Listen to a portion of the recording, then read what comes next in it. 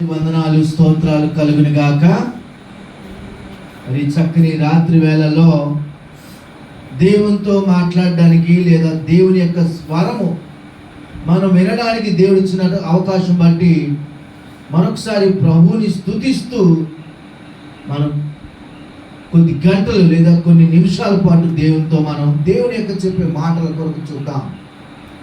ఈరోజు నేను దేవుడు నాకు ఇచ్చినటువంటి అంశం ఏంటంటే, మరి మొన్న క్రిస్మస్ వచ్చినప్పుడు మరి బీదలకు సువార్త ప్రకటించుడి, లేకపోతే లూకా సువార్త 4:16 వచ్చినటువంటి 16 నుంచి 21 వచ్చిన వరకు ఉన్నటువంటి భాగాలు మనమంతా కూడా ధ్యానం చేసినటువంటి మనము ఇప్పుడు ఒక టాపికల్గా ఒక మాటలు ధ్యానం చేద్దాం కదండి. మనకి ఒక పదం తరచుగా వాడుతూ ఉంటారు. ఎక్కడైనా మనం ఒక పనికి కుదిరేటప్పుడు ఒక మాట వాడుతూ ఉంటారు. ఏ మాట వాడుతూ ఉంటారు? చెప్పాలి. మీరు చెప్తే నేను చెప్తే బాగుంటుంది, ఎందుకంటే రాత్రి కదా. ఏం వాడుతూ ఉంటారమ్మా? మీరైనా ఒక పని కుదిరేటప్పుడు ఏం మాట్లాడతారు? మీతో ఏమంటారు? ఏమంటారమ్మా? పని బాగా చేస్తారంటారు. వెరీ గుడ్, నాకు తెలుసు. ఇంకా నా మనసులో మీకు మీ నోటి నుంచి రావాలి. ఇంకేం అడుగుతారు? అసలు మనల్ని వారు ఏం ఆశిస్తారు? Very good. ఎవరు చెప్పారు? మణి గారు చెప్పేస్తారు. పాస్టర్ గారు ఇలా చెప్పకూడదు. సరే, విశ్వాసం మనం అవకాశం ఉంటుంది, మంచిది, వెరీ గుడ్. మనం ఇంకేం ఆలోచిస్తారండి? ఎక్కడైనా కానీ మన కోసం ఏం ఆలోచిస్తారంటే నమ్మకం ఆలోచిస్తారు. ఏం ఆశిస్తారు? నమ్మకము కదండి. అందుకనే ఒక పాట ఉంది, నమ్మకమైన దేవుడ నీవు అనే ఒక చక్కని పాట ఉంది. నీవే చాలు యేసయ్యా చాలు. నమ్మకమైన దేవుడు ఎవరంటే ఆయనే. నీవే నాకు చాలు. కనుక మనం ఎక్కడికి వెళ్ళినా మన కోసం ఏం ఆలోచిస్తారంటే నమ్మకంగా పనిచేస్తారని ఆలోచిస్తారు. సరే, మనం ఎవరైనా పనికి పెట్టుకున్నాం అనుకో, ఎవరిని పెట్టుకుంటాం? నమ్మకమైన వ్యక్తులనే పని పెట్టుకుంటాం కదండి. మన ఇందాక వార్తలు వింటుంటే చక్కగా ఒక పార్టీ నాయకుడు అంటాడు, మా పార్టీకి నమ్మకంగా విధేయత కలిగి ఉంటానంటాడు. చూసారా? జనరల్ పీపుల్ కూడా ఉపయోగిస్తున్నారు ఈ పదాన్ని. ఇందాక టీవీలో వార్తలు వింటుంటే నమ్మకంగా విధేయత కలిగి ఉంటాడంట. అబ్బా, జనరల్ పీపులే, మామూలుగా ఉండే వ్యక్తులే చక్కగా ఆ పదాన్ని ఉపయోగించుకుంటున్నారు, ఆ విధంగా నడవడానికి ప్రయత్నం చేస్తున్నారు కదా. మరి అలాంటప్పుడు మన నమ్మకత్వం కోసం ఈరోజు మనం కొంచెంసేపు ధ్యానం చేద్దామండి. దేవుని స్తోత్రం. నమ్మకం కలిగిన వాడు దేవుని స్తోత్రం చెప్దాం. మీరు నమ్మకం కలిగిన వారా?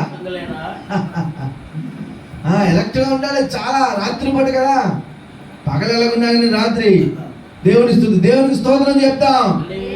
దేవునికి అందరూ చెప్పాలి, దేవునికి స్తోత్రం చెప్తాం. అందరూ చేతుల పైకి ఎత్తాలి, దేవునికి స్తోత్రం చెప్తాం. హల్లెలూయా. ఒకసారి నిర్గమకాండంలో తీద్దామా? బైబిల్ తీసే వాళ్ళు ఉన్నారు కదా.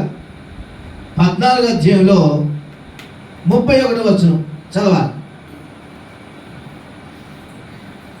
ఒక మైక్ ఉంటే ఇవ్వండి, లేకపోతే లేదు, అనే కదా. నిర్గమకాండము 14వ అధ్యాయం 31వ వచనం. చేసిన గొప్ప కార్యమును ఇశ్రాయేలీయులు చూచిరి గనుక ఆ ప్రజలు యెహోవాకు భయపడి యెహోవా యందును ఆయన సేవకుడైన మోషే యందును నమ్మకముంచిరి. ఇక్కడ ఈ చరిత్ర అంతా మనకు తెలుసు కదా. ఈ చరిత్ర ఏంటంటే, దేవుడైనటువంటి యెహోవా తన సేవకుడైనటువంటి మోషే ద్వారా ఆ ఎర్ర సముద్రాన్ని దాటించారు. ఎర్ర సముద్రాన్ని దాటించిన తర్వాత ఆ ప్రజలు చేసినటువంటి ఒక మంచి కార్యం ఏంటంటే, ఒకటి యెహోవాకు భయపడ్డారు. ఎవరు భయపడ్డారండి? యెహోవాకు భయపడ్డారు, దేవునికి భయపడ్డారు. తర్వాత మనం ఎంచుకున్న ఆ టాపిక్లో భాగంగా ఆయన యందు నమ్మిక ఉంచిరి. ఎవరి యందు? దేవుని యందు నమ్మిక ఉంచిరి. ఎవరి ద్వారా నమ్మిక ఉంచారు? మోషేని దేవుడు వాడుకున్నాడు గనక ఆ ప్రజలు ఎవరి యందు నమ్మిక ఉంచారంటే దేవుని యందు నమ్మిక ఉంచారు కదా. మోషే దేవుని యొక్క సేవకుడు. మోషే దేవుని యొక్క సేవకుడుగా ఉన్నటువంటి మోషేని బట్టి ప్రజలు దేవుని నమ్మిక ఉంచారు. దేవునికి స్తోత్రం కొడదాం, దేవునికి స్తోత్రం చెప్తామండి. హల్లెలూయా. ఇతరు గట్టి తప్పలు కొడదాం. దేవుని తప్పలు అంతేనా?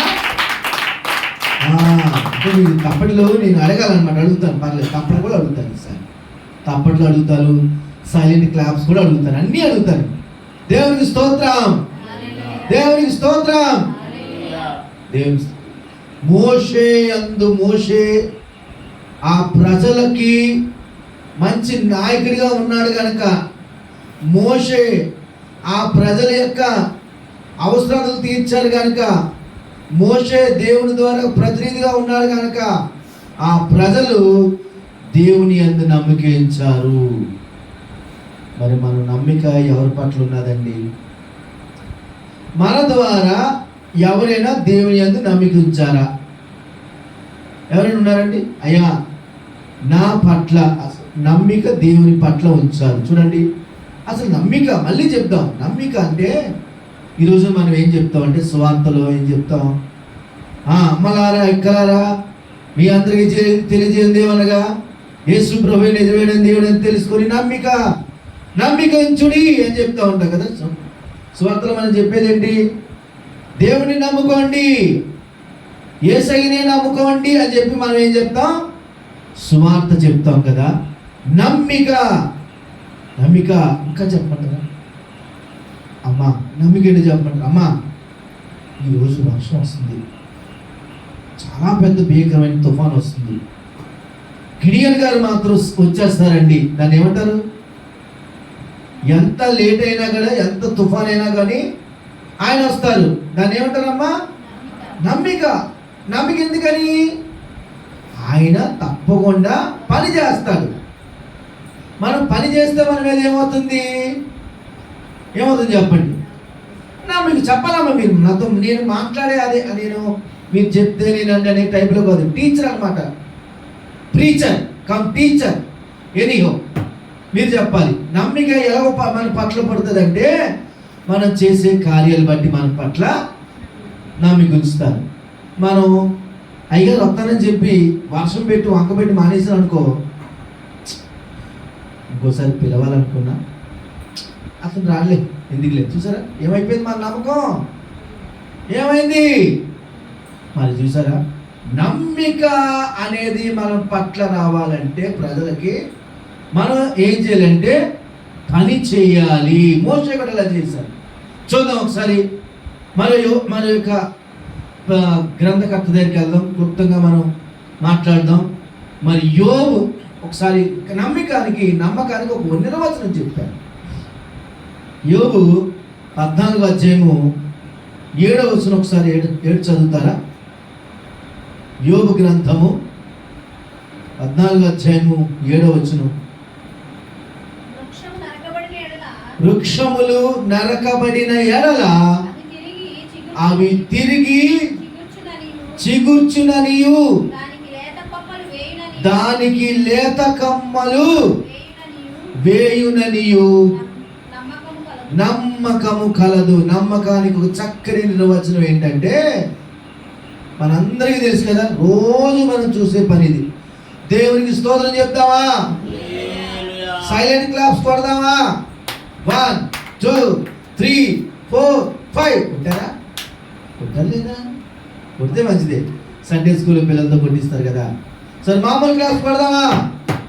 దేవునికి స్తోత్రం, దేవుని స్తుతిస్తూ సర్వజనులారా తప్పట్లు కొట్టుడి అని చెప్పి బైబిల్లో ఉంది. తప్పలు కొడదాం. సరే, నమ్మకానికి ఒక చక్కని నిర్వచనం ఏంటంటే, వృక్షాలు ఉన్నాయి, అవి మళ్ళీ చిగురుస్తాయని మనకు తెలుసు. ఒక నమ్మకం, అది నమ్మకం అంటే రియాలిటీ కదండి. మరి మన జీవితంలో కూడా ఏవైనా కష్టాలు వస్తే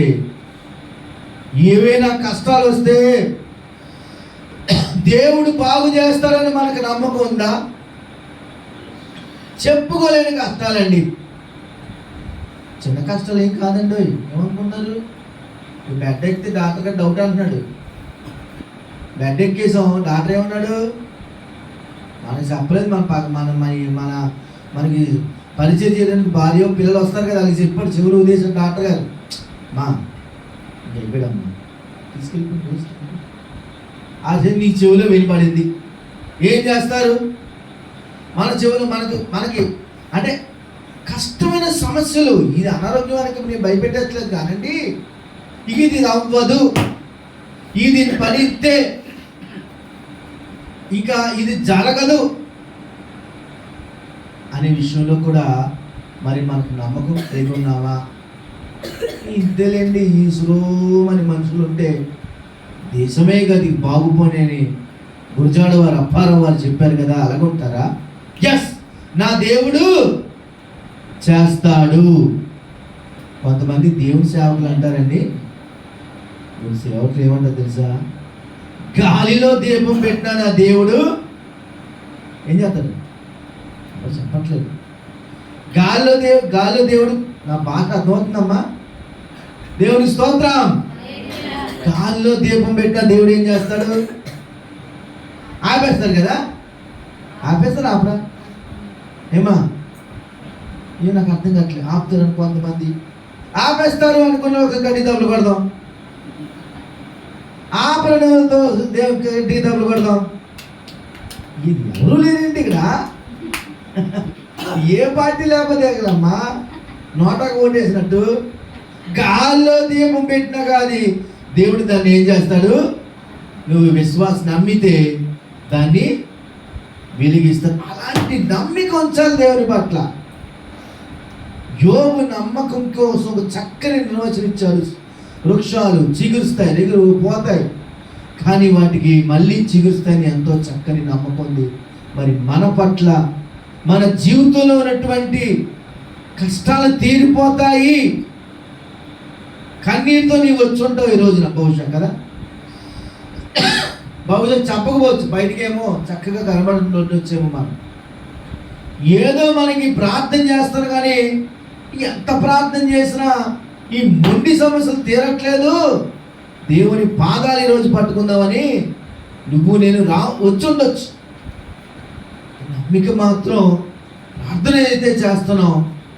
ఈ రోజున దేవుడు నీతోనే మనతోనే మాట్లాడుతాను. నమ్మిక ఉంచాలి దేవుని స్తోత్రం. మళ్ళీ నీకు ఇంకో మాట చెప్పుకుంటే, ఒకసారి జ్ఞాని అయిన సొలొమోను కూడా ఒక మాట చెప్తాడు. సామెతల గ్రంథము 28వ అధ్యాయము 25వ వచనం, 28, 25. సామెతల గ్రంథము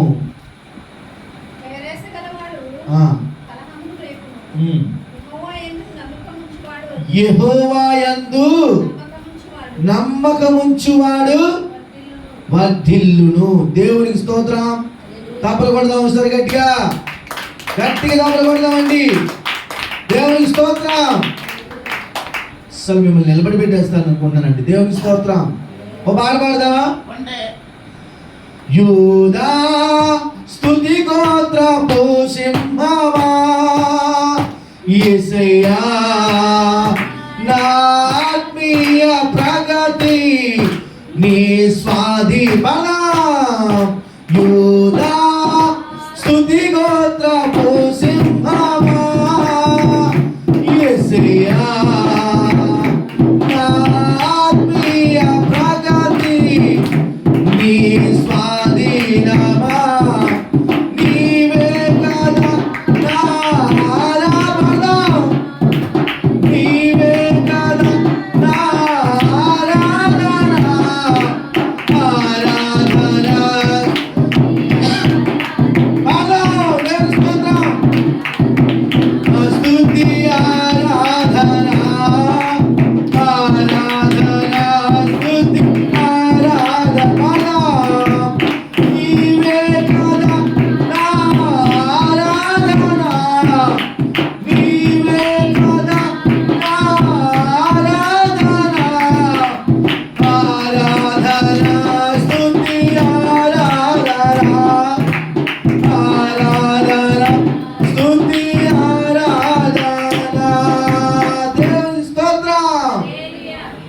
ఎవరు కూర్చోమండి?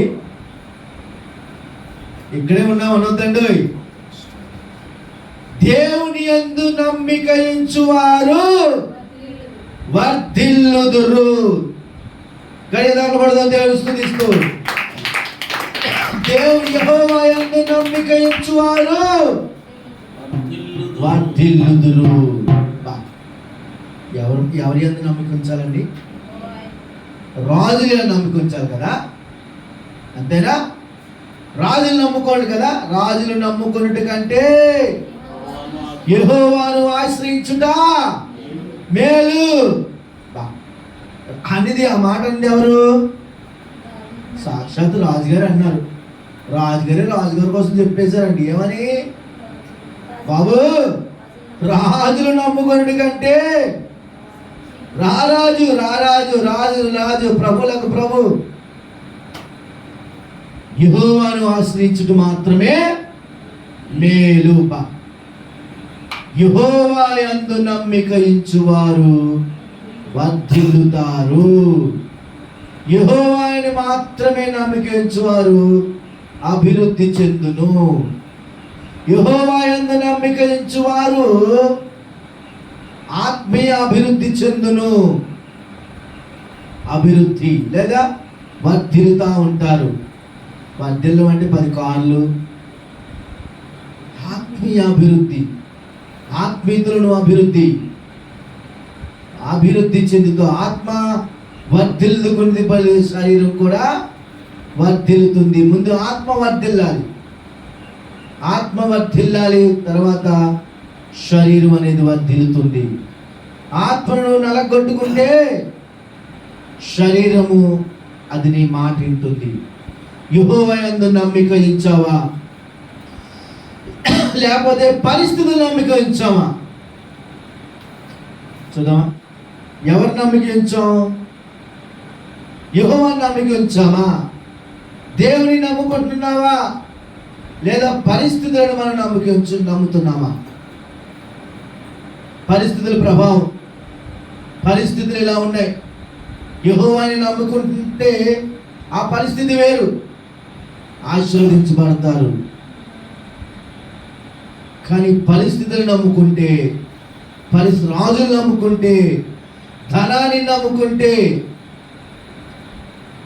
లేకపోతే ఈ లోకంలో ఉన్నటువంటి స్నేహితులు నమ్ముకుంటే, ఈ లోకంలో ఉన్నటువంటి బంధువులు నమ్ముకుంటే కంటే, ఈ లోకంలో ఉన్నటువంటి రక్త సంబంధం నమ్ముకున్నట్టు కంటే యెహోవాను నమ్ముకునుట నీకు వర్ధిల్లు చేయును. నీవు అభివృద్ధి చెందుతావు. చూడండి, ఒక భక్తుడు అన్నాడు. ఒక భక్తుడంట 10 గంటల ఆ భక్తుడు ఏం చేస్తాడంటే ప్రార్థన. ఒక పని ఉందనుకోండి, ఒక పని, ఉదాహరణ కలెక్టరేట్ ఆఫీస్కి వెళ్ళాలి. మనం ఎంత టైం పడుతుంది? ఉదయం వెళ్ళి సాయంత్రం వస్తాం కదండి. అదైనా అందరూ ఉంటే కానీ, లేకపోతే రాత్రి అయిపోవాలి. కానీ ఇంచుమించు 10 గంటలు కేటాయిస్తాం దానికోసం. కానీ ఆ భక్తుడంట 10 గంటలు ప్రార్థన చేస్తాడంట, 10 నిమిషాలు వర్క్ పూర్తి అయిపోద్దంట. చూసారండి, ఒక భక్తుడు, దేవుని యొక్క భక్తుడు ఏం చెప్పారంటే, ఒక పని కోసం ఆయన ఒక పని జరగాలనుకో, మనం ఏం చేస్తామంటే సాధారణంగా లోకంలో తీరులో ఏం చేస్తామంటే, మనం ఆ 10 గంటల సేపు వృధా చేసేదానికంటే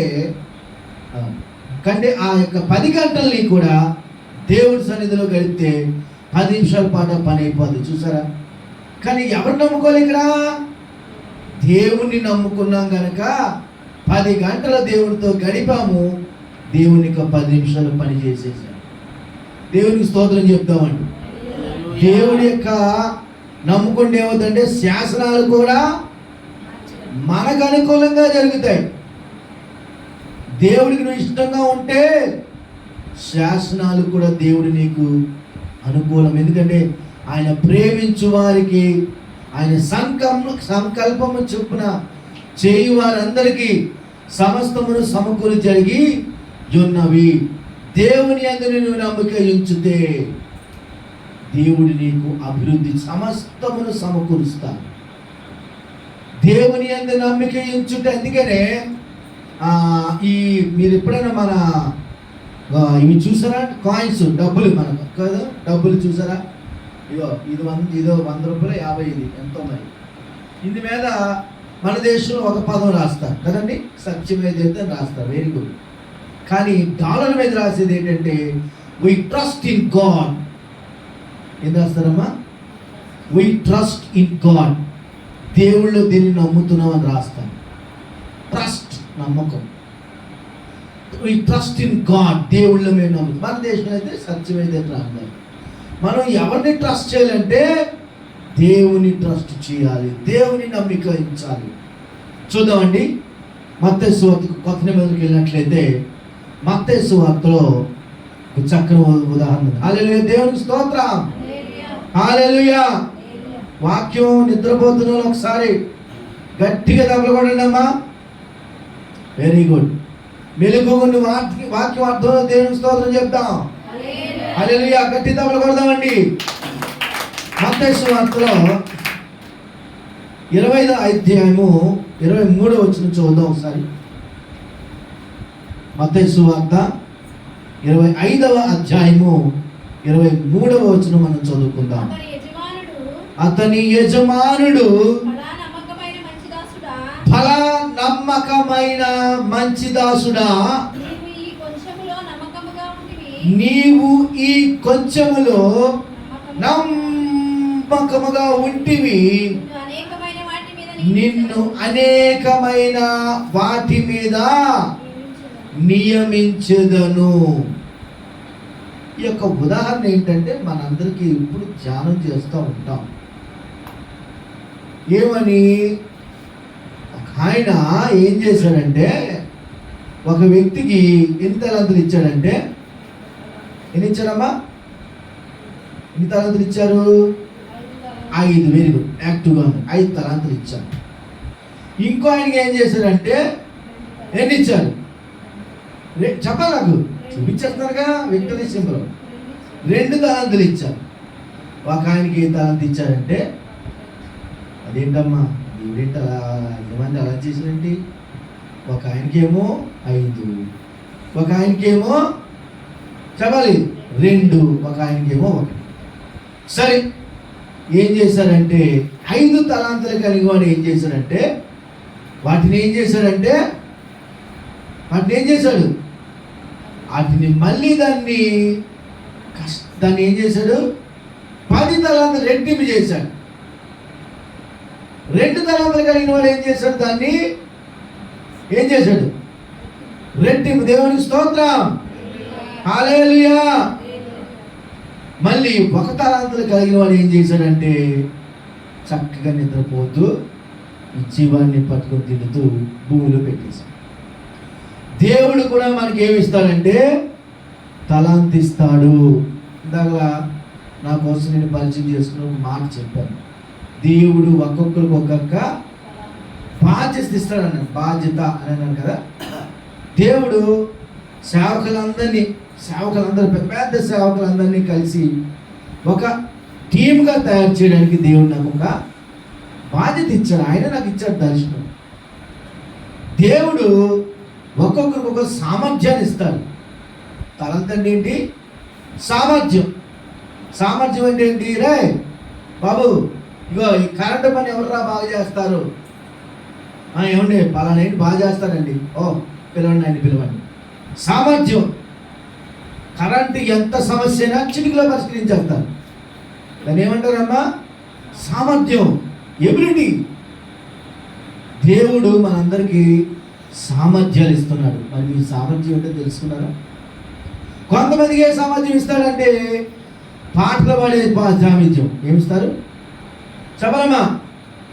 పాటలు పాడే సామర్థ్యం దేవుడు ఇస్తాడు. దేవునికి స్తోత్రం. అయిపోయిందా? అంతేనా? గట్టిగా దేవునికి స్తోత్రం. అందరూ గట్టిగా దేవునికి స్తోత్రం చెప్తామండి. హల్లెలూయా. దేవుడు కొంతమందికి ఏ సామర్థ్యం ఇస్తాడంటే పాటలు పాడే సామర్థ్యం ఇస్తాడు. అమ్మా వచ్చి పాట పాడమ్మా, బాబు వచ్చి పాట పాడ.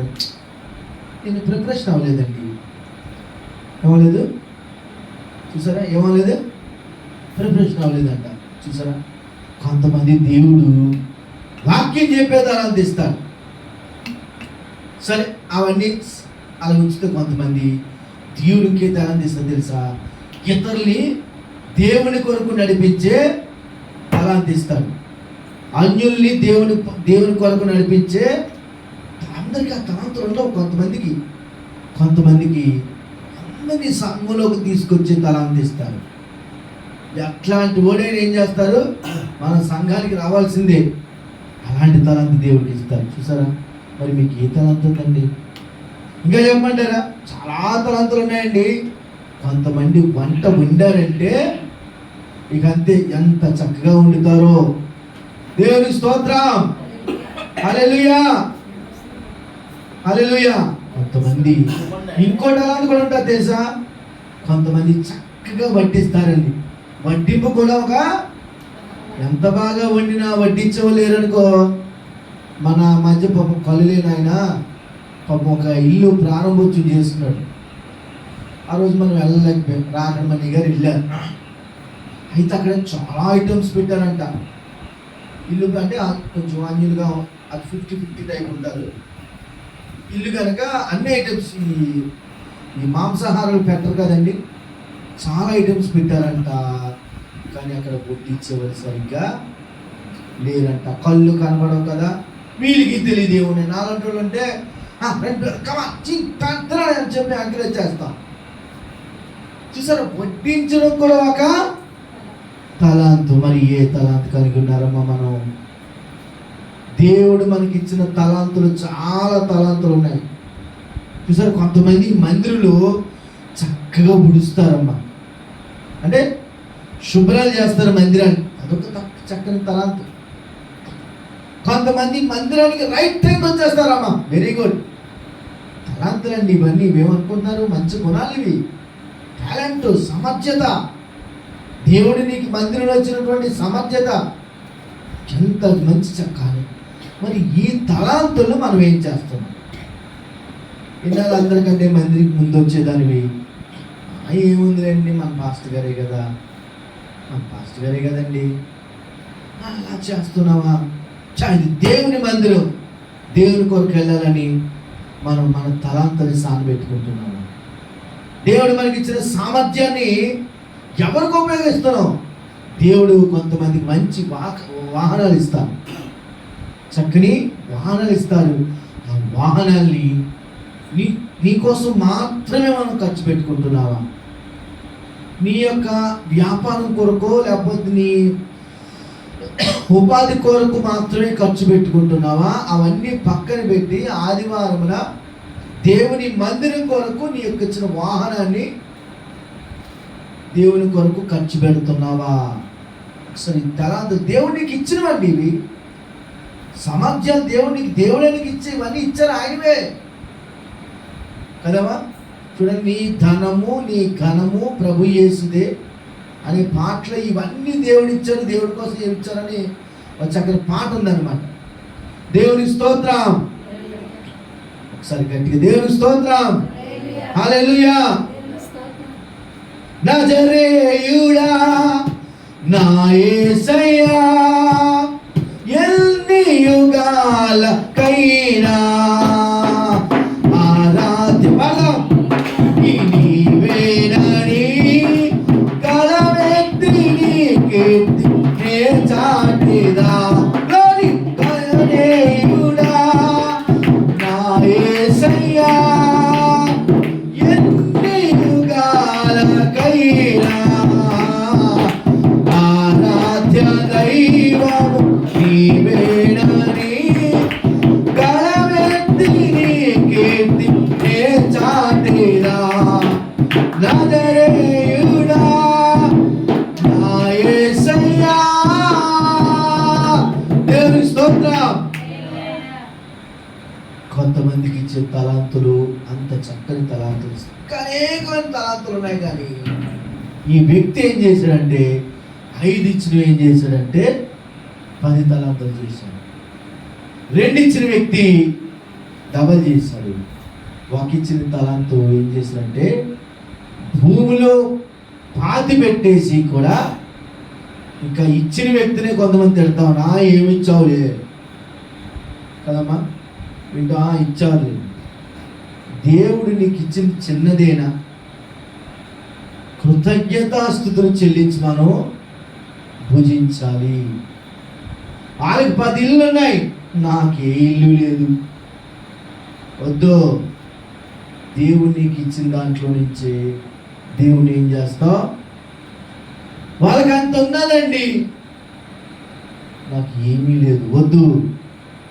అన్నున్నోళ్ళు అంత సుఖం ఉండరని తెలుసా మీకు?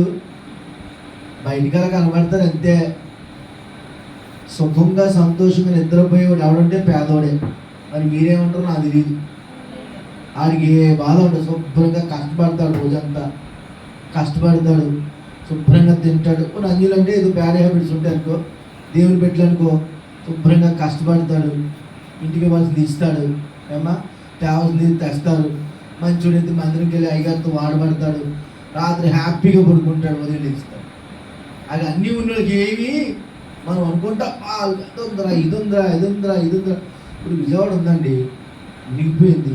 పేదోడు మిగిలిపోయాడు, ధనవంతుడు మిగిలిపోయాడు. అందరూ దానికి ఏమైనా ఇది ఉందా? ఎంత బాధ చూస్తుంటే చాలా బాధ అనిపిస్తుంది. కనుక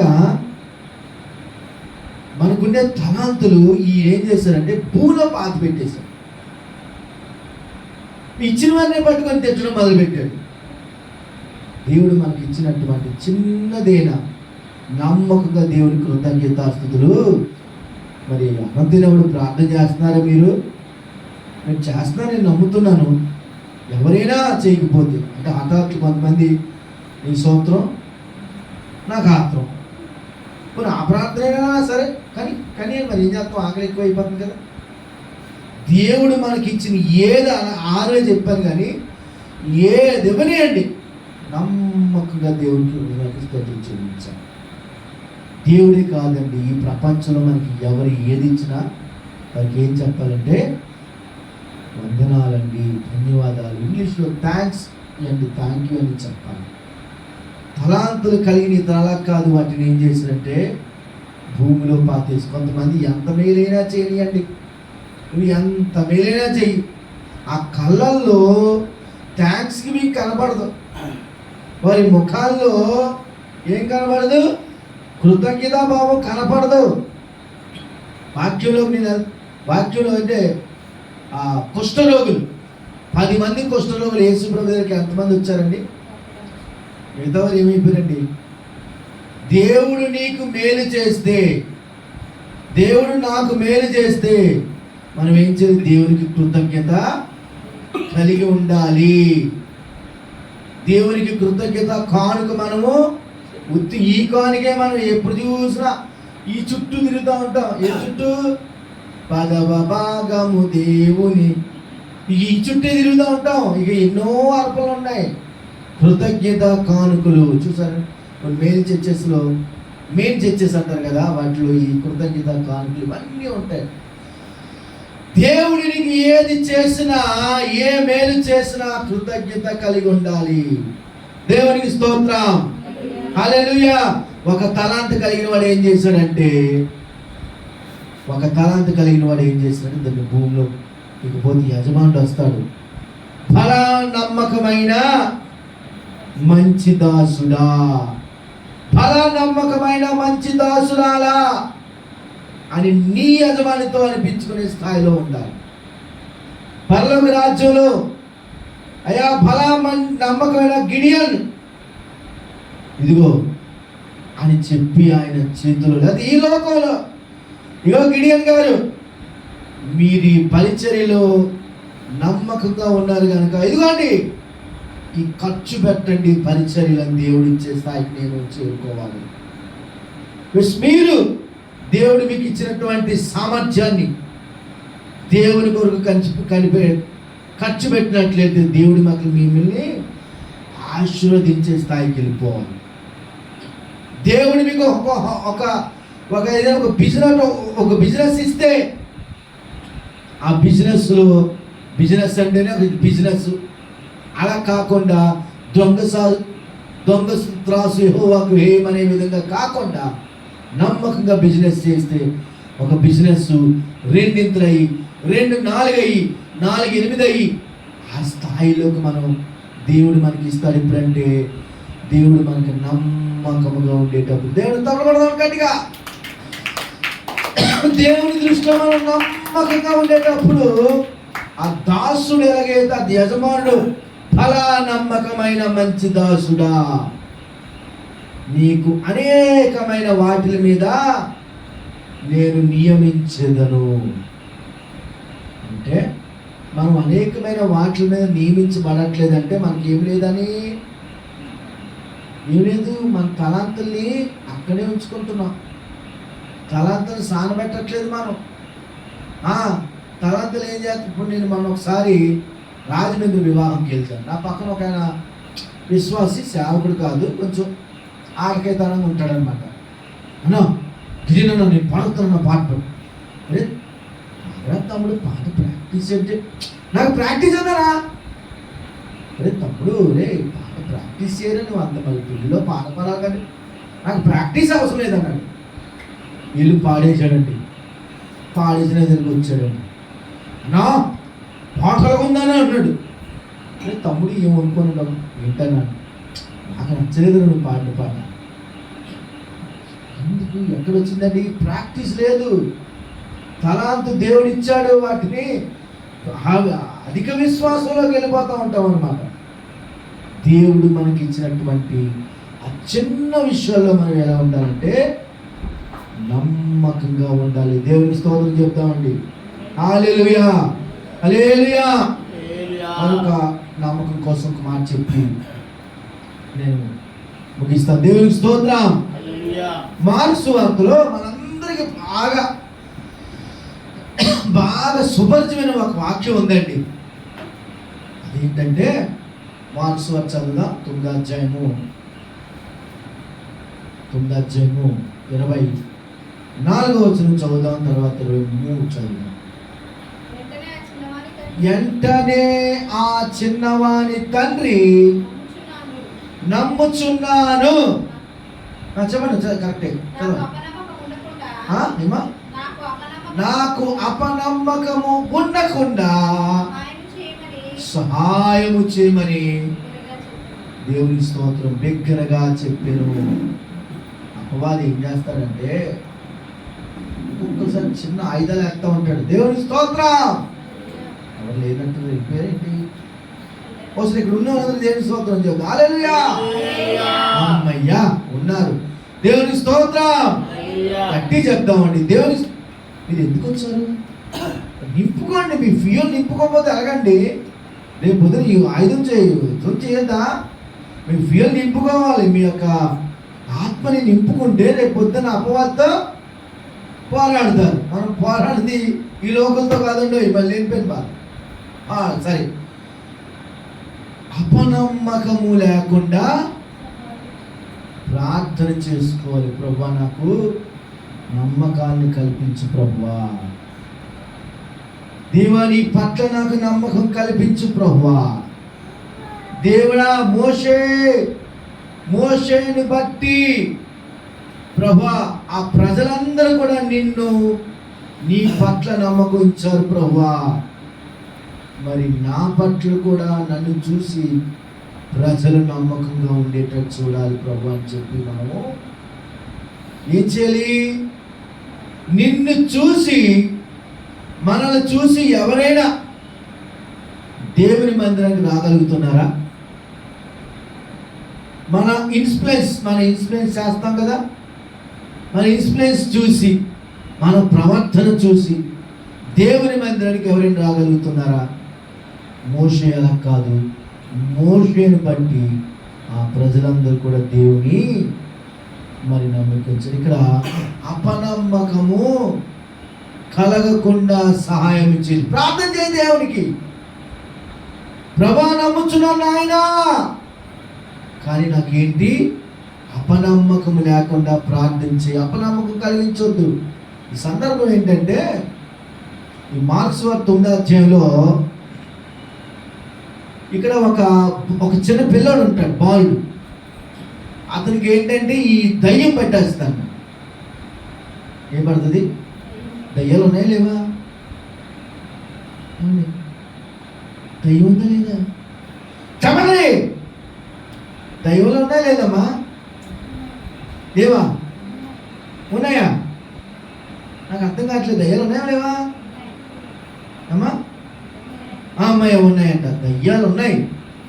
ఈ దయ్యం పట్టినటువంటి చిన్న బాలుడు, అతనికి సర్వ రోగాలు ఉన్నాయి. సర్వ రోగాలు ఉన్నాయి. అసలు ఎన్ని రోగాలు అంటే అన్నీ ఉన్నాయి. అయితే వాళ్ళు ఏం చేశారంటే శిష్యుల దగ్గర తీసుకొచ్చారు, కానీ శిష్యులు అతన్ని బాగు చేయలేకపోయారు. అయ్యా ఏసయ్యా, ఏంటి మరి సర్వరోగిని, ఈ బాలుడిని, ఈ పిల్లోడిని మేము ఎందుకు బాగు చేయలేకపోయామంటే ఇది ప్రార్థన అని మాత్రం అవుతుంది. సరే, ఇవన్నీ ఆ స్టోరీలోకి వెళ్ళట్లేదు. అలాగ ముందుకు వస్తూ అతను ఏమంటుంది, ప్రభువా ఒకసారి 22వ వచనం ఒకసారి చదవదమ్మా. 22వ వచనం.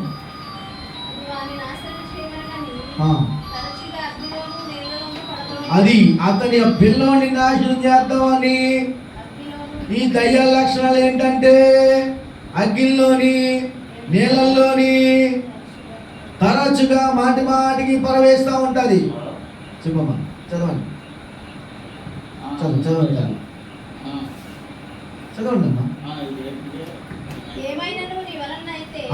Very good. ఇది ఏమైనను నీ వలనైతే నా మీద కనికరపడి నాకు సహాయం చేయమని. అతడు తండ్రి అడుగుతాడు ఏంటంటే, అయ్యా యేసయ్యా, నీ వలన ఏమైనైతే నాకు సహాయం చెయ్యి. ఇక్కడ అద్భుతాలు జరగాలంటే, నేను అద్భుతం జోలికి వెళ్ళట్లేదు కానీ మన నమ్మకమే టాపిక్. అద్భుతాలు జరగాలంటే దేవుని మనం ఏం చేయాలి? దేవుని కనికరము కొరకు చూడాలి. అయ్యా, నీకు ఇష్టమైతే నన్ను శుద్ధినిగా చేయు. దావీదు కుమారుడు అంటాడు, దావీదు కుమారుడు నన్ను కరుణించు అని చెప్తా అడుగుతా ఉంటాడు. దేవుని ద్వారా నీవు నేను మేలు పొందుకోవాలనుకుంటే, దేవుని ద్వారా నీవు నేను స్వస్థత పొందుకోవాలనుకుంటే కావాల్సింది ఏంటంటే ఆయన కనికరమును మనం పొందుకోవాలి. ప్రభువా నన్ను కనికరించయ్యా, వినయ విధేయతలు కలిగి. అయ్యా, నీకు ఇష్టమైతే నన్ను శుద్ధినిగా చేయయ్యా. అయ్యా, నా పాపాలు క్షమించు ప్రభువా. ఇది చేయాల్సిన ప్రార్థన. వెంటనే యేసయ్యా, నా జ్వరం తగ్గించండి, తగ్గించండి, నన్ను తగ్గించండి. చెయ్యదనట్లేదు. ఇది చిన్నపిల్లలాగా ప్రార్థన చేయడం కాదు.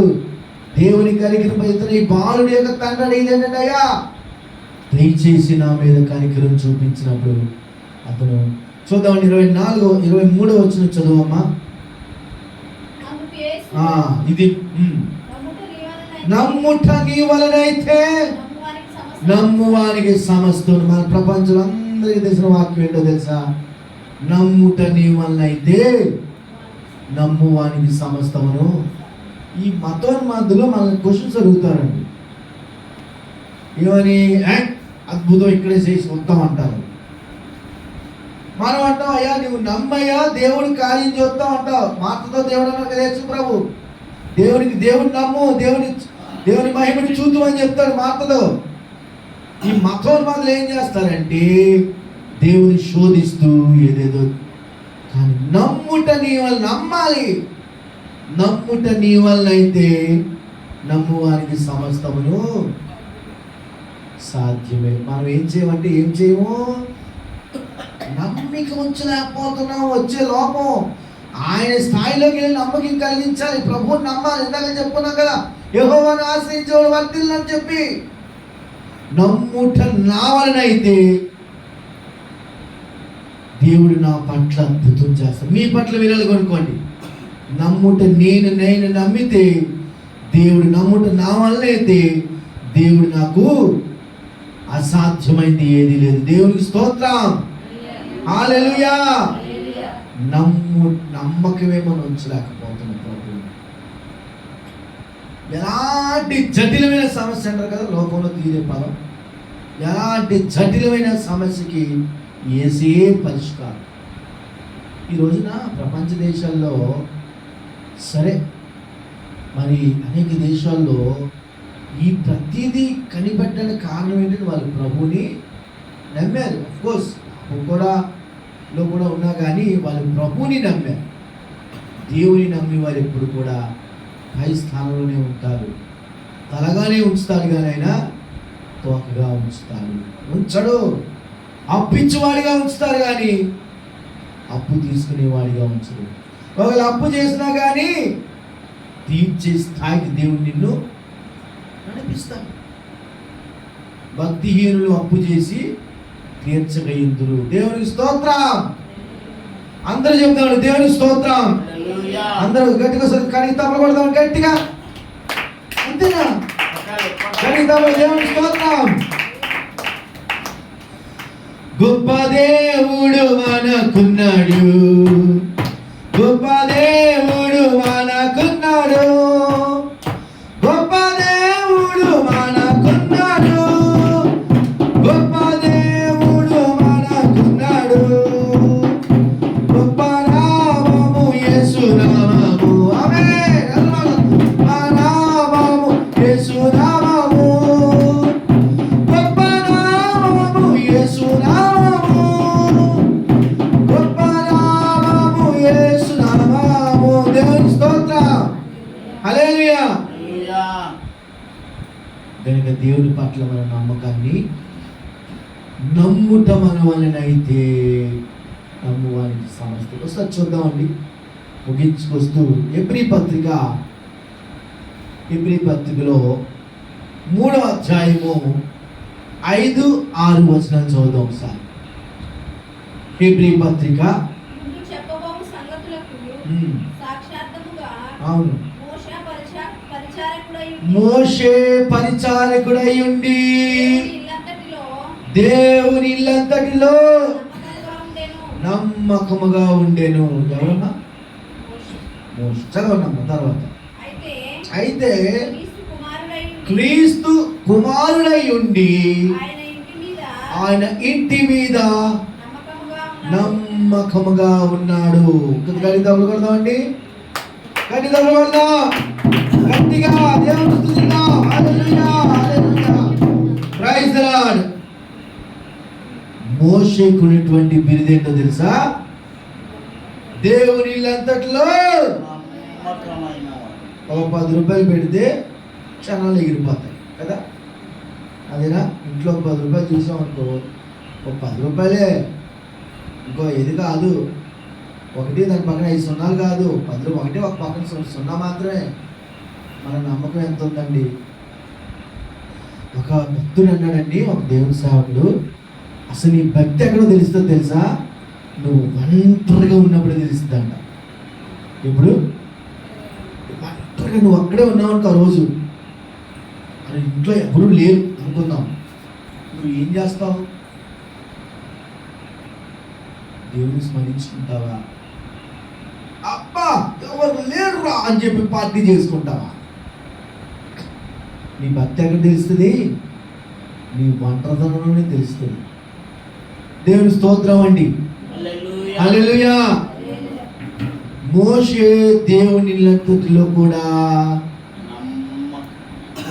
ఫలానా వ్యక్తి ఈ మందిరంలో నమ్మకస్తుడు అని దేవుని దగ్గర, దేవుని సేవకుడు, మన సేవకుడి దగ్గర మనకు ఆ పేరుందా? గిడియన్ గారు వికలాంగుల కొరకు విజ్ఞాపన ప్రార్థన కార్యక్రమాన్ని నమ్మకంగా చేస్తున్నాడు, పేరుందా? గిడియన్ గారికి ఇస్తున్న కానుకలని దేవుడికి మాత్రమే ఖర్చు పెడుతున్నాడు, మనకు ఆ పేరుందా? కానీ మోషేకు ఉండే పేరుందో తెలుసా? దేవుళ్ళంతటిలో కూడా చెప్పలమ్మా, ఎవరమ్మా? నమ్మకమా. మోషేకి ఎంత దేవుడి ఎట్లంట్లో నమ్మకం అంటే, దేవుడు ఏ పని చెప్తా పని మోషే శాస్త్రాన్ని చేసేసాడు. దేవుడు ఏ పని చెప్తా అదే పని. చివరిలో ఒక చిన్న పొరపాటు చేశాడు, ఓకే. దేవుడు ఇంట్లో మోషే నమ్మకమైన వ్యక్తి. ఈ ఆఫీసులో ఈ పొలం పనులకు వచ్చే వ్యక్తులందరిలో ఫలానా వ్యక్తి నమ్మకంగా పనిచేస్తుంది. దేవుడి బిడ్డమ్మా. ఎవరు మళ్ళీ దేవుడి బిడ్డలు అంటారు కదా, దేవుడి పిల్లలు అంటారు కదా బయట సమాజం. ఈ వ్యక్తి నమ్మకంగా మన దగ్గర పనికి వచ్చే వ్యక్తుల్లో అలా ఆ వ్యక్తి చూసావా, గుడికి వెళ్తుంది, దేవుడిని నమ్ముతుంది, నమ్మకంగా ఉన్నాడు. పలానా వ్యక్తి ఆఫీసులో లేకపోతే పొలంలో ఒక పని చెప్తే మా పేటలన్నింటిలో నమ్మకమైన వ్యక్తి అని పేరు మనకున్నదా? మోషేకి మాత్రం ఉన్న పేరు ఏంటంటే దేవుని ఇంట్లో అన్నింటిలో కూడా నమ్మకం. ఒకసారి మోషేని బట్టి ప్రభుని స్తుతిస్తూ గట్టిగా తగలకూడదామండి దేవుని గట్టిగా. ఆ బిరుదు మాత్రం మీకుందా?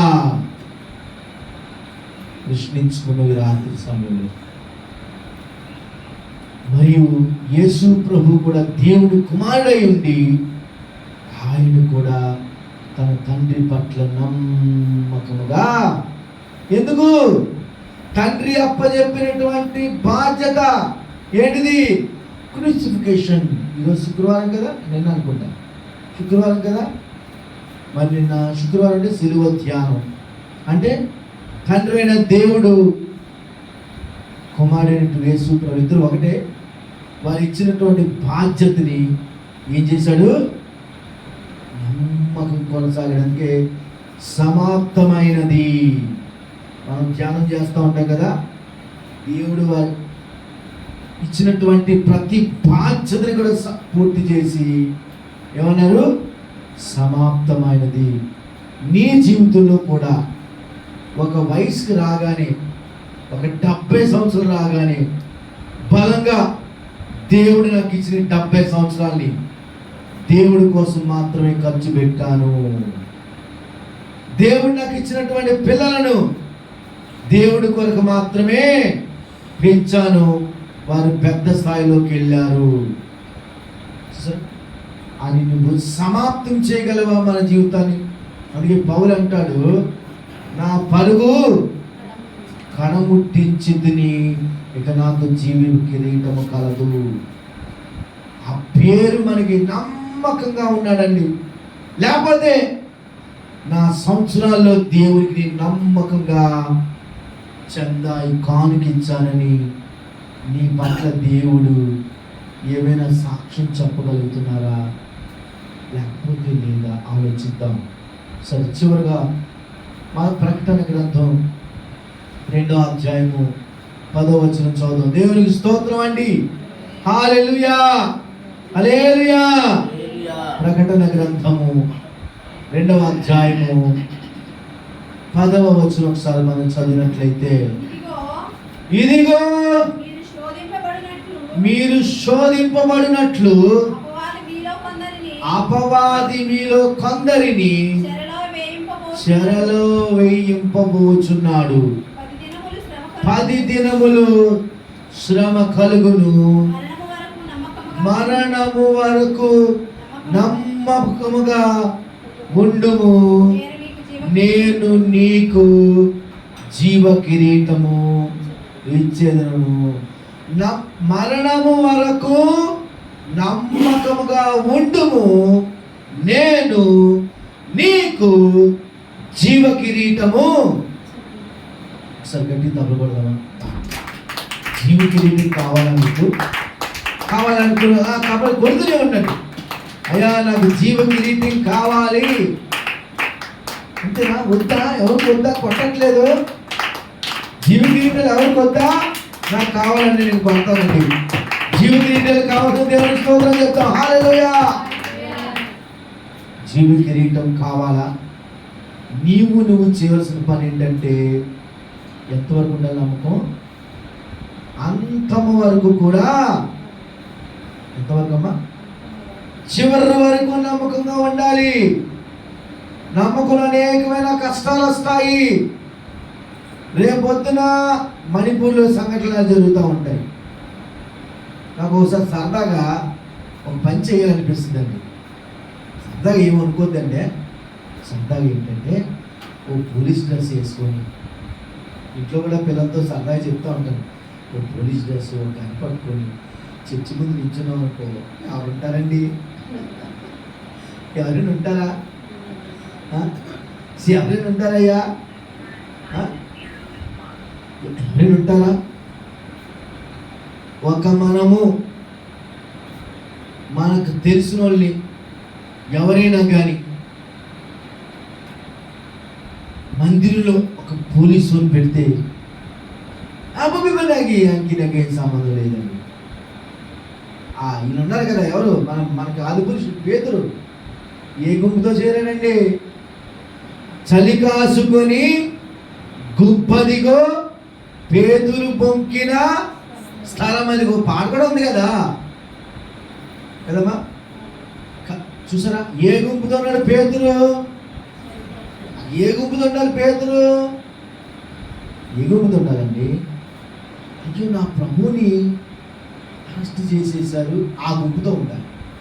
లేదా ఆయన ముందు రోజు అన్నాడు కదా, అయ్యా శోధనలో ప్రవేశించుకున్నట్లు మెలుకో ఉండరా బాబు అని చెప్పాడు ఆయన, ఆ గుంపుతో ఉండాలి. ఈయనేం చేశాడంటే చక్కగా పిచ్చాపాటలు మాట్లాడుకునే గుంపులో ఉన్నాడు. అంతం వరకు నమ్మకంగా ఉండాలంటే శ్రమలు వస్తాయి, నిందలు వస్తాయి, అవమానాలు వస్తాయి. నువ్వు మంచోడు కాదంటారు.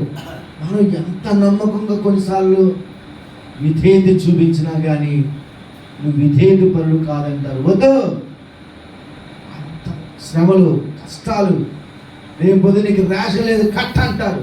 ఏం చేస్తారు? నమ్మకం ఉంటారా? చివరి రోజు వరకు నమ్మకంగా ఉండాలి. దేవుని స్తోత్రం చెప్తామండి. హల్లెలూయా. చివరి క్షణం వరకు, ప్రాణం పోయినంత వరకు. అందుకనే మనం పాడుతూ ఉంటాం, నా ప్రాణము నంత వరకు నీ మట్టిలో చేరే వరకు, నా ప్రాణమున్నంత వరకు నీ మట్టిలో చేరే వరకు జీవించేదా యేసు రాజా, నీకై జీవించేదా, జీవించేదా యేసు రాజా, నీకై జీవించేదా, జీవించేదా, జీవించేదా, జీవించేదా, జీవించేదా నా ప్రాణమున్నంత వరకు నీ మహిమలో చేరే వరకు, నా ప్రాణమున్నంత వరకు నీ మహిమలో. ఎంతవరకు నమ్మకం ఉంచాలి?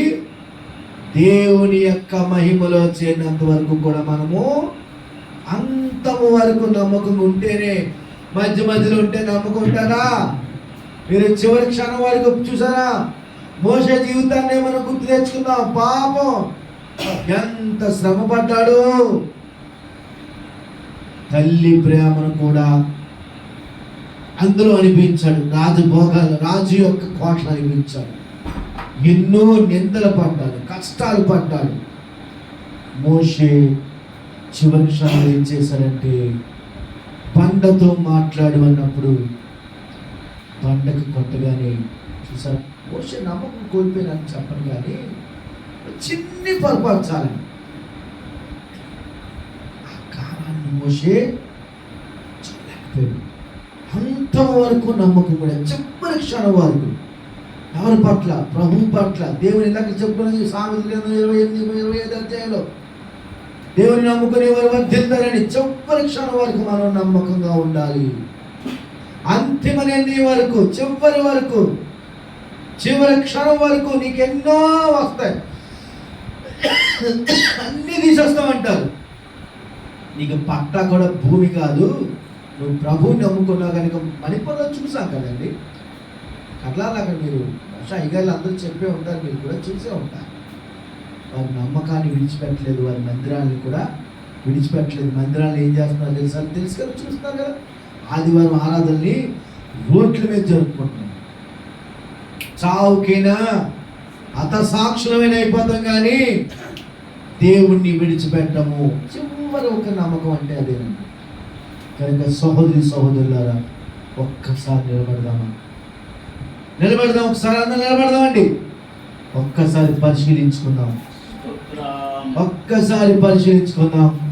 వాక్యమును బట్టి ఒకసారి మిమ్మల్ని పరిశీలించుకొని అందరూ కళ్ళు మూసుకోవాలి. ఎవరు అటు ఇటు తిరగొద్దు, కళ్ళు మూసుకోవాలి. అయ్యలారా ఒకసారి పరిశీలించుకున్నాం. హల్లెలూయా, దేవునికి స్తోత్రం. హల్లెలూయా. పరిశీలించుకున్నాం. మహోన్నతుడా, నీ కృపలోనే నువ్వు నివసించుట నా జీవిత